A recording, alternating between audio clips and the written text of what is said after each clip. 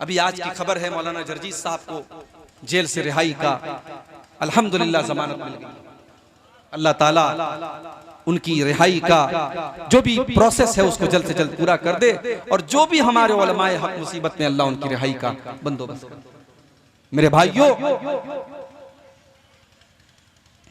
आप गौर कीजिए कि आज हालात क्या हैं और किस तरीके से उलमाए हक के पीछे लोग पड़े हुए हैं।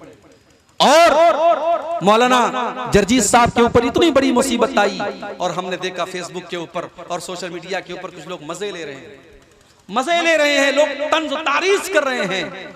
ऐसा नहीं होना चाहिए मेरे भाई। किसी की मुसीबत पर आपको खुश नहीं होना चाहिए। उनके भी बीवी बच्चे हैं, उनके भी माँ बाप हैं। उनके वालिद हाफिज इलियास साहब इटावा के सबसे नेक इंसान माने जाते हैं। आज वो बिस्तर पड़े हुए हैं, हार्ट के मरीज हैं, अपने बेटे के जेल में जाने के गम और सदमे में घुल रहे हैं, और आप इस मुसीबत पर खुशी मना रहे हैं। हमने पहले भी कहा था और आज भी कह रहे हैं कि उलमा की इज्जत व आबरू की हिफाजत हम सब की जिम्मेदारी है। उलमा की कद्र कीजिए, उलमा से जुड़ करके रहिए, और जो सही उलमा हैं, जो कुरान और हदीस के बयान करने वाले उलमा हैं, ऐसे उलमा से हमें और आपको जुड़ करके रहना चाहिए। कयामत के पहले एक ऐसा दौर भी आएगा जब उलमा से लोग दूर हो जाएंगे और उलमा का दर्जा लोग जाहिलों को दे देंगे। बड़ी मशहूर हदीस है, आपने कई बार सुनी होगी, सही बुखारी की हदीस है। अल्लाह के प्यारे नबी फरमाते हैं, इन्नल्लाह ला यक़बिज़ुल इल्मा इंतिज़ाअन यंतज़िहु मिनल इबाद। तो अल्लाह के नबी फरमा रहे कि अल्लाह तबारक व तआला दुनिया से इल्म को अचानक नहीं उठाए। ऐसा नहीं कि इल्म दुनिया से अचानक उठ जाएगा। इल्म कैसे उठेगा? वलाकिन यक़बिज़ुल इल्मा बिक़ब्ज़िल उलमा। अल्लाह ताला उलमा को दुनिया से उठा लेगा। हत्ता इज़ा लम युब्क़ि आलिमन, यहाँ तक कि जब कोई आलिम नहीं बचेगा। इत्तख़ज़न नासु रुऊसन जुहाला, लोग जाहिलों को अपना सरदार बना लेंगे, जाहिलों को अपना मुफ्ती बना लेंगे, जाहिलों से तकरीर करवाएंगे, लैला मजनू की कहानियां स्टेज पर सुनाई जाएंगी।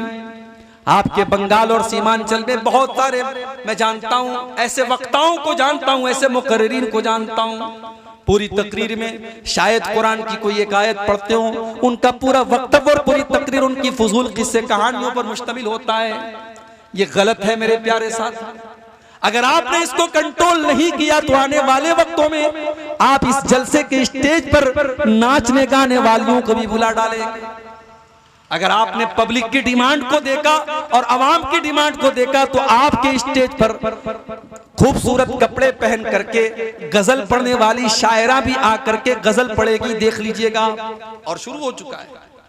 इस साल सीमांचल के कई जलसों में मैंने सुना, साफ शायर लोग आ रहे हैं। कहां से आ रहे हैं? मऊ से आ रहे हैं, लखनऊ से आ रहे हैं।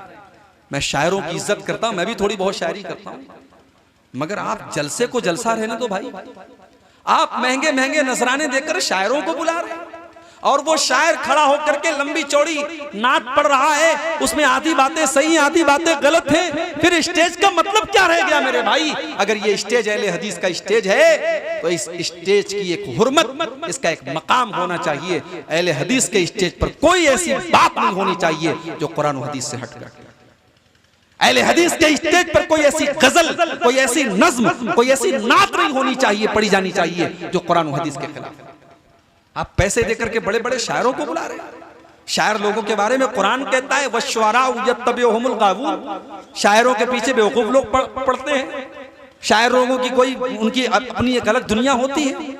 आप शायरों के लिए मुशायरा ठीक है, जलसों में आप शायरों को बुलाएंगे मामला खराब होंगे। अल्लाह के नबी फरमा रहे हैं उलमा का मकाम लोग जाहिलों को देंगे।